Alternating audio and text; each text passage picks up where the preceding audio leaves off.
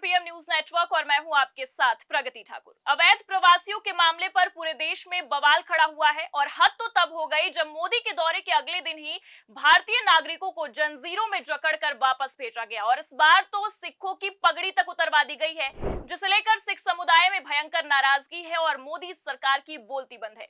तो ऐसे में क्या सुप्रीम कोर्ट एक्शन लेगा? क्योंकि आपको बता दें कि सुप्रीम कोर्ट में अवैध प्रवासियों के मसले पर सुनवाई हुई है और ऐसे सवाल हुए हैं कि गृह मंत्रालय की हालत खराब हो गई है। तो सुप्रीम कोर्ट में क्या एक्शन हुआ है, अमित शाह ने क्या जवाब दिया है, इसी मामले पर चर्चा करेंगे। हमारे साथ प्रियंका जी मौजूद है, उनसे बातचीत करते हैं। तो प्रियंका जी, एक तरफ सुप्रीम कोर्ट में अवैध प्रवासियों के मसले पर सुनवाई हुई है, दूसरी तरफ बीजेपी में ही बगावत हो गई है। तो क्या बीजेपी को डबल झटका लगा है? झटके पर झटके लग रहे हैं प्रगति। आप अच्छे से जानती हैं कि किस तरीके से प्रधानमंत्री नरेंद्र मोदी को पहले तो ट्रंप ने अपने शपथ ग्रहण समारोह में नहीं बुलाया, उसके बाद प्रधानमंत्री नरेंद्र मोदी भागे भागे अमेरिका पहुंच गए। अमेरिकी दौरे पर गए तो गोदी मीडिया ने खबरें चला दी कि विश्व गुरु का डंका बज रहा है। अब डंका बज रहा है या फिर कि ढोल फट चुका है, इस बात का अंदाजा आप इस बात से लगा सकती हैं कि एक तरफ प्रधानमंत्री नरेंद्र मोदी अमेरिकी दौरे से वापस भारत लौटे हैं, वहीं दूसरी तरफ उसके अगले ही दिन प्लेन भेज दिया गया है, सैन्य विमान भेज दिया गया है और इसमें 119 भारतीयों को डिपोर्ट किया गया है।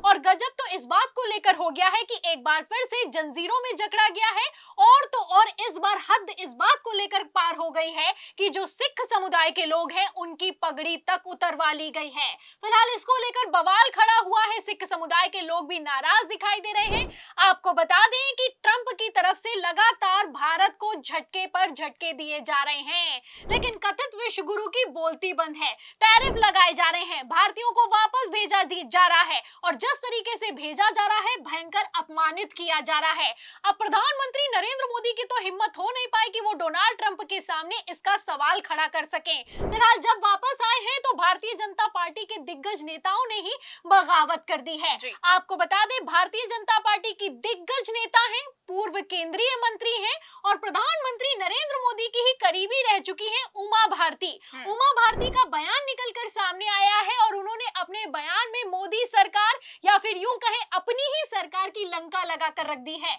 उमा भारती का कहना है कि बेहद शर्मनाक और मानवता के खिलाफ कलंक है। तो इस तरीके से जैसे भारतीयों को अमेरिका से डिपोर्ट किया जा रहा है, ये तो मानवता के खिलाफ है, अमानवीय है, शर्मनाक है। तो आप देख सकती हैं कि भारतीय जनता पार्टी की फायर ब्रांड महिला नेता बोल सकती है, लेकिन हमारे प्रधानमंत्री नरेंद्र मोदी ने चुप्पी साध रखी है।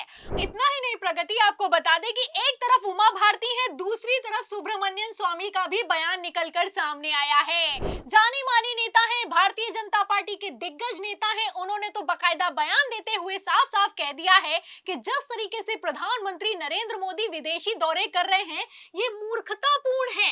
उनका कहना है कि अमेरिका चीन से जिस तरीके से दोस्ती बढ़ा रहा है और चीन हमारे एरिया पर कब्जा करता चला जा रहा है, ऐसे हालातों में प्रधानमंत्री नरेंद्र मोदी को रिटेलिएट करना चाहिए, जवाब मांगना चाहिए। लेकिन जवाब मांगना तो दूर की बात है, आप चीन भी जाते हैं और उसी के साथ अमेरिका भी जाते हैं और डोनाल्ड ट्रंप को अपना दोस्त बताते हैं।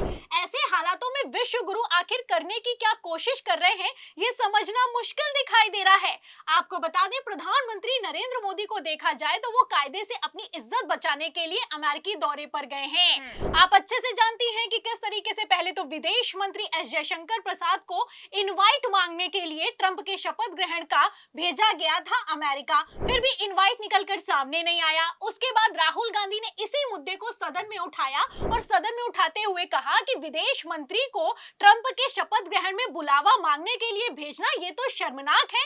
उसके बाद से प्रधानमंत्री नरेंद्र मोदी बेइज्जत हो रहे थे और इतना बेइज्जत हुए कि भागे भागे अमेरिका पहुंच गए। फिलहाल अमेरिका पहुंचे थे इज्जत बचाने के लिए, लेकिन अब तो डबल फजियत होती हुई नजर आ रही है। बिल्कुल प्रियंका जी, कह सकते हैं कि बीजेपी के नेताओं ने ही सारी पोल पट्टी खोलकर रख दी है। एक तरफ पोल पट्टी खुली है, दूसरी तरफ हम देखें तो सुप्रीम कोर्ट में ही अवैध प्रवासियों के मामले को लेकर फजीहत हो गई है। तो इस पर क्या कहेंगे आप?